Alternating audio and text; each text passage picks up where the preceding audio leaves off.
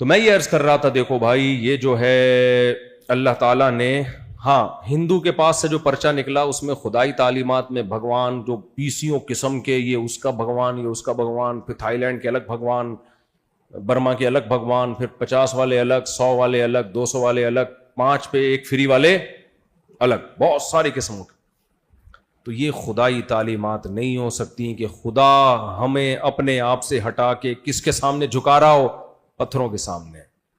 یہ ایسا ہی ہے جیسے وہی میں نے بتایا نا، جیب سے پرچہ نکلا تو تعلیمات کیا تھی ہیں، آپ مان لو گے ان تعلیمات کو؟ تو عیسائیت کے پاس سے کچھ نہیں نکلا، یہودیت کے پاس سے کچھ نہیں نکلا. ایک شخص تھا جس کے پاس پرچہ نکلا، اس میں تھا کہ خدا سے ریلیشن کیسے بنایا جا سکتا ہے.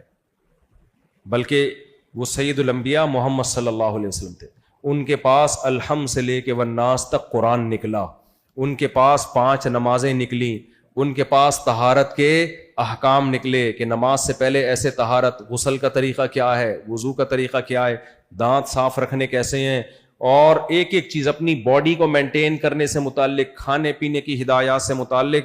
پھر رمضان کے روزے نکلے، حج نکلا، حج کا ایک ایک لمحہ کیسے حج کیا جائے گا، رمی کیسے کی جائے گی، سعی کیسے کی جائے گی، حج کرنا کتنی دفعہ ہے زندگی میں، کس پہ فرض ہوتا ہے، کس پہ فرض نہیں ہوتا. پھر زکوٰۃ، کتنی زکوٰۃ کس پہ فرض ہے، کس پہ فرض نہیں ہے، کس کو دی جائے گی، کیسے دی جائے گی.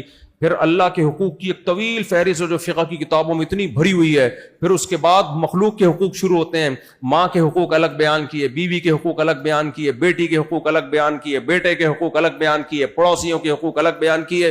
اتنی تفصیل. پھر مرو گے تو تمہاری جائیداد میں کس کا کتنا حصہ ہے، بیوہ کا کتنا حصہ ہے، اگر اولاد ہو تو کتنا حصہ ہے، اولاد نہ ہو تو کتنا حصہ ہے. وَلَكُمْ نِصْفُ مَا تَرَكَ أَزْوَاجُكُمْ إِن لَّمْ يَكُن لَّكُمْ وَلَدٌ.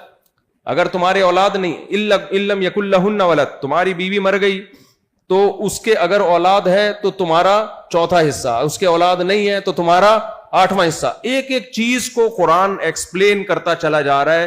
پھر ریاست کے کیا حقوق ہیں، ریاست کے کیا قوانین ہیں، پھر سزائیں کیا ہیں، جرم کون سے سزائیں ایسی ہیں جو قابل تعزیر ہیں، کون سی سزائیں ایسی ہیں جن پہ حد جاری ہوگی. حد جاری ہونے کا اصول کیا، کتنے گواہ ہو تو حد جاری ہوگی، کتنے گواہ نہیں ہو تو حد جاری نہیں ہوگی. ایک ایک چیز. ڈاکوؤں کا کیا، ریاست ڈاکوؤں کے ساتھ کیا معاملہ کرے گی. بھائی گرفتاری سے پہلے اگر توبہ کر لی تو اس کی وہ سزا نہیں، حد جاری نہیں ہوگی. اگر گرفتاری کے بعد توبہ کی ہے تو حد جاری ہوگی. پورا قانون. اور 1400 سال یہ قانون دنیا میں رائج رہے ہیں. یہ تو 1920 میں جا کے خلافت ختم ہوئی، ابھی بھی جزوی طور پر دنیا میں بہت ساری جگہوں پہ نافذ ہیں. اور عملی طور پر آپ دیکھو، اسلام کے صرف ایک حکم کو آپ دیکھ لو، روزے کو. آپ کا کیا خیال ہے، روزہ آسان ہے؟ لگتا ہے آسان، اس لیے کہ سب رکھتے ہیں. لیکن ڈاکٹر اگر ایک دفعہ آپ کو کہہ دینا انٹرمیڈنٹ فاسٹنگ آپ کے لیے ضروری ہے، 12 گھنٹے آپ نہ کھائیں، کتنی دفعہ ڈاکٹر کے مشورے پہ چھوڑ دو گے کھانا؟ ڈاکٹر خود نہیں چھوڑ رہا ہوتا.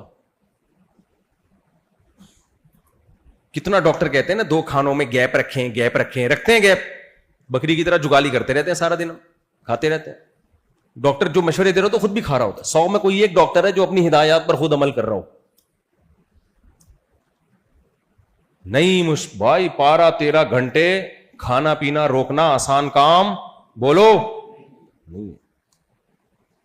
1400 سال پہلے ایک پیغمبر نے اعلان کیا، جو مکہ میں پیدا ہوئے، ایسی قوم جو امی تھی، کوئی یونیورسٹی میں نہیں پڑھے، کسی اسکول میں نہیں گئے ہیں. بھائی ہمارا ان سے نہ بلڈ ریلیشن، نہ قوم کا ریلیشن، اور جنریشن گیپ اتنا کہ 100 سال، 50 سال، 200 سال کا نہیں، 1400 سال کا گیپ. اس سے زیادہ کوئی جنریشن گیپ ہو سکتا ہے کسی لحاظ سے؟ کوئی میں، ہماری زبان اردو یا پنجابی یا سندھی، محمد صلی اللہ علیہ وسلم کی زبان بولو عربی. ہم 21ویں صدی کے یا 15ویں صدی کے، محمد صلی اللہ علیہ وسلم 1500 سال پہلے. ہمارا کلچر شلوار قمیض، اس دور کا کلچر لنگی یا چادر. نہ کلچر میچ کر رہا ہے، نہ زبان میچ کر رہی ہے. انہوں نے 1400 سال پہلے کہا کہ صبح صادق سے لے کے غروب آفتاب تک رمضان کے مہینے میں نہ کھانا ہے نہ پینا. کروڑوں مسلمان 1400 سال کے بعد اس حکم پر عمل کر رہے ہیں. 1400 سال کے بعد بھی، جس میں عربی بھی ہیں، ترکی بھی ہیں، انگریز بھی ہیں، جیپنیز بھی ہیں، چائنیز بھی ہیں، ازبکی بھی ہیں، تاجکی بھی ہیں، پٹھان بھی ہیں، پنجابی بھی ہیں، سندھی بھی ہیں. اتنی پاورفل موٹیویشن ایک شخص کے اندر کہاں سے آ گئی بھائی کہ اس کی بات پہ 1400 سال کے بعد بھی عمل کیا جا رہا ہے. اور وہ ہمیں اس سے ملے گا کیا؟ ڈاکٹر جو آپ کو فائدہ بتاتا ہے فوراً مل رہا ہوتا ہے. ڈاکٹر کہتا ہے 12 گھنٹے کی فاسٹنگ کرو، دیکھنا اسی دن تمہاری شوگر نارمل ہو جائے گی، دیکھنا اسی دن تمہارا بلڈ پریشر نارمل، دیکھنا تم 4-5 دن کرو گے ایسا لگے گا 18 سال کا جوان ہو گیا. اور لگ بھی رہا ہوتا ہے پھر بھی نہیں کر رہے.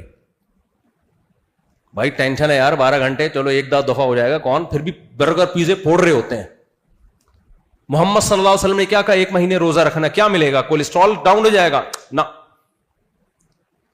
جو آپ نے خوشخبری دی الصوم لی وانا اجزی بھی، اللہ کہتا ہے روزہ میرے لیے، بدلہ کون دے گا؟ میں. نہ ہم نے اللہ کو دیکھا نہ اللہ کے بدلے کو دیکھا.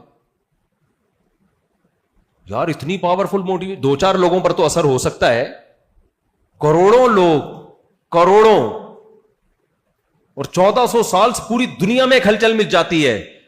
یہ سب اس کی علامت ہے کہ اسلام کے ٹکر کا اللہ نے اسلام کے مقابلے میں کوئی چھوڑا بولو ہے ہی نہیں.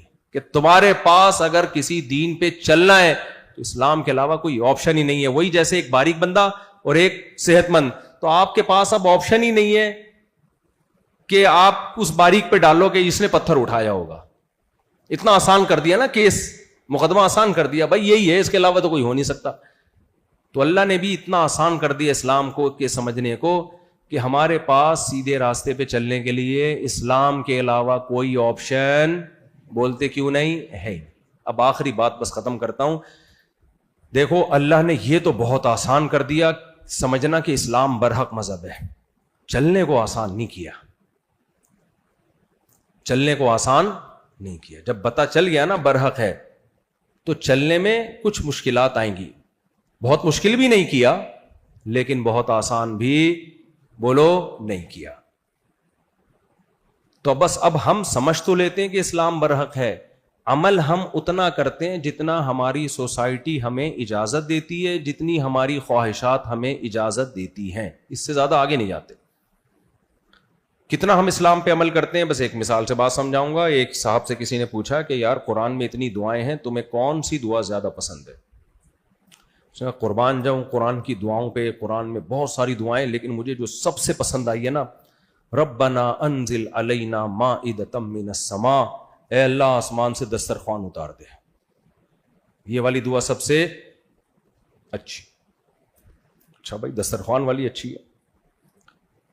اچھا قرآن میں احکام بہت ہیں، نماز، روزہ، حج، زکوٰۃ، جہاد، صدقہ، خیرات. کون سا حکم تمہیں سب سے پیارا لگا قرآن کا؟ اس نے کہا قربان جاؤں قرآن پہ اور قرآن کے احکام پہ. سارے احکام اچھے، لیکن ایک حکم جب پڑھتا ہوں دل گارڈن گارڈن ہو جاتا ہے. کلو وشربو، کھاؤ اور پیو. تو ہمارا جو اسلام سے ریلیشن ہے پیڑے کھانے والا، جو چیزیں اسلام ہمارے فیور میں جا رہی ہے نا اس میں ہم سب کیا ہیں؟ سچے پکے مسلمان. اور جو چیزیں ہمارے اگینسٹ جا رہی ہیں اس پہ غفار بھائی عمل کریں گے اور اس پہ وہ ستار بھائی عمل کریں گے، اس پہ میں عمل بولو نہیں کروں گا. ایک مثال سے بات سمجھا دیتا ہوں، کیا کروں، مثالیں آ رہی ہے. ایک خاتون نے امریکہ سے فون کیا کہ میرے شوہر جھوٹا طلاق نامہ بنوا رہے ہیں تاکہ مجھے طلاق یافتہ شو کریں، اور پھر جو ہے وہ کوئی پتہ نہیں ڈاکومنٹیشن کے لیے ضرورت پڑ گئی تھی ان کو، کیا تھی مجھے پورا واقعہ یاد نہیں. تو کہتی مجھے تو ڈر لگ رہا ہے جھوٹے طلاق نامے سے سچی مچی میں طلاق تو نہیں ہو جائے گی. میں نے کہا ہو جائے گی، جو انہوں نے ورڈنگ بتائی میں نے کہا سچی مچی میں ہو جائے گی. انہوں نے اپنے ہسبینڈ سے کہا، انگلش میں ہی کہا ہوگا ظاہر ہے، کہ وہ مفتی طارق مسعود صاحب سے میں نے پوچھا کراچی فون کر کے، وہ تو کہہ رہے ہیں سچی مچی میں ہو جائے گی طلاق. تو وہ جواب میں کہتے ہیں ان مولویوں کے چکر میں پڑنے کی ضرورت نہیں. تو میں کس نے بولا کسی مولوی کو فون کرو؟ چھوڑو ڈیورس پہ، ہم تھوڑی سچی مچی میں دے رہے ہیں بنا، اور ڈاکومنٹیشن کے لیے ضرورت ہے ہمیں، پتہ نہیں ویزا چاہیے کیا چاہیے، چھوڑو. تو اس خاتون نے کہا وہ کہہ رہے ہیں چھوڑو مولویوں کے چکر میں پڑنے کی ضرورت نہیں. میں نے کہا بالکل، ان سے کہو بالکل چھوڑو، پھر مولوی کو بالکل آؤٹ کر دو. سب سے پہلی بات میں نے کہا ان سے بولو کہ آپ کو یہ نکاح کے تکلف کی ضرورت ہی کیا تھی؟ شادی جب آپ کی ہوئی ہے تو نکاح کے تکلف کی، نکاح کا حکم کون دیتا ہے؟ مذہب. اور بتاتے کون ہے؟ مولوی لوگ بتاتے ہیں نا. کیا ضرورت ہے 100 طلاقیں ویسی زبان سے دے دو، پیپر میں بھی لکھ کے دے دو، زبان سے بھی دے دو، جیسے مرضی دے دو، بعد میں بولو نہیں ہوئی طلاق. اب کسی سے بھی فتوا لوگے بولے ہوگی تو فتوا لینے کے چکر میں پڑنے کی ضرورت کیا خیال ہے بھائی؟ ہے ہی نہیں. پھر میں نے کہا جب یہ مرے گا تو جنازے میں مولوی کے تکلف کی ضرورت کیا خیال ہے؟ نہیں ہے. بلکہ پادریوں کے تکلف کی ضرورت نہیں. کیا ضرورت ہے تابوت میں ڈال کے اس کو، تابوت میں یا مسلمانوں کے طریقے سے کفن لپیٹ کے کووں کو کھلا دو. بھائی جب مر گیا تو عقل کیا کہتی ہے؟ اب مر گیا، اب کیڑوں سے بہتر نہیں ہے کہ کسی کے کام آ جائے. قبر میں کس نے کھانا ہے؟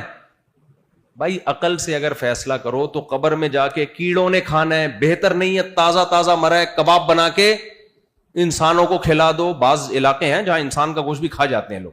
عقل سے اگر فیصلہ، یہ تو مذہب کہہ رہا ہے کہ انسانی لاش اسی طرح قابل احترام ہے جیسے وہ زندگی میں قابل احترام. یہ تو مذہب کہتا ہے، چاہے عیسائی مذہب ہو یا اسلام ہو. لہذا اس کو پروٹوکول دینا ہے. تبھی تو غیر مسلموں میں تکلف گیا. جاپان میں ہو کے آیا ہوں، جلاتے ہیں. ابے کون دفن کرے، زمین جگہ بھی گھیرے گا. وہ کیا کرتے ہیں، لاش کو اوون میں ڈالا، راکھ ہو گئی، آئی بوتل میں بھرا تو اتنی سی جگہ پہ پورا خاندان آ جاتا ہے ان کا.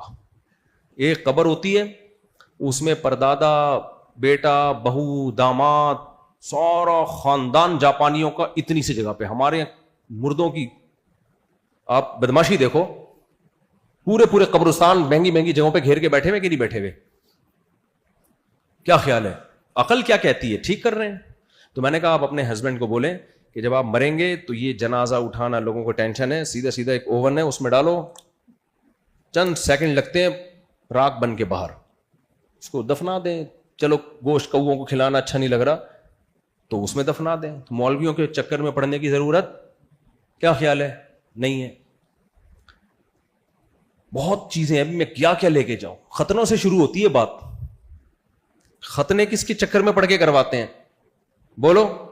علماء نے کہا ہے نا سنت ہے. تو مولویوں کے چکر میں پڑھنے کی ضرورت، پھر میں نے کہا ان سے بولو انگریز مولویوں کے چکر میں نہیں پڑتا، لہذا وہ شادی نہیں کرتا. آپ نے شادی کیوں کی ہے؟ پھر مولویوں کے چکر میں نہیں پڑتا تو شراب بھی پیتا ہے، تو اپنے میاں کو ایک عدد بوتل بھی لا کے پکڑا دو.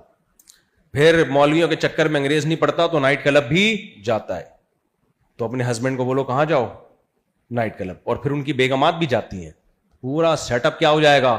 برباد.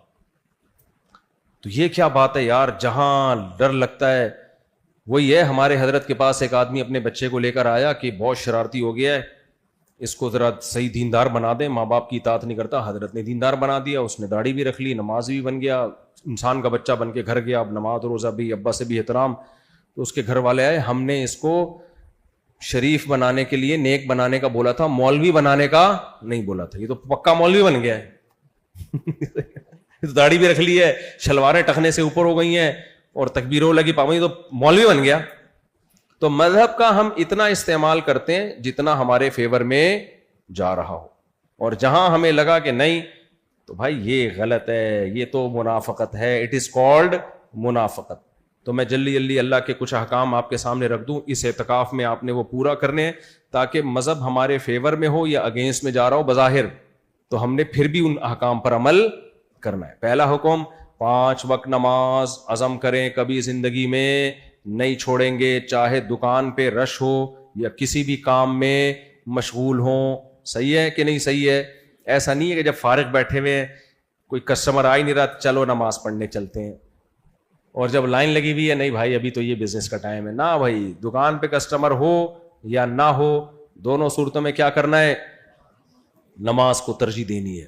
دوسری بات یہ، قرآن کہتا ہے تمہارے ماں باپ تمہارے ساتھ اچھا سلوک کریں یا بد سلوکی کریں، دونوں صورتوں میں تم نے رپلائی کیا کرنا ہے؟ اچھا. نہیں آ رہی بات؟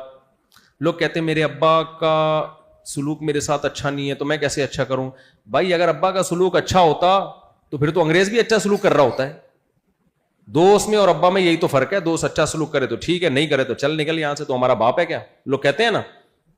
باپ کا مطلب کیا ہے بھائی؟ اس کے احسانات، اس کی خامیوں سے زیادہ. ماں کے احسانات اس کی خامیوں سے بولو نا زیادہ. تو آپ کا دل چاہے نہ چاہے ابا اماں سے دستبردار نہیں ہو سکتے آپ. انگریز تو ہو گیا, انگریز کہتا ہے اولڈ ہاؤس میں لے کے جاؤ.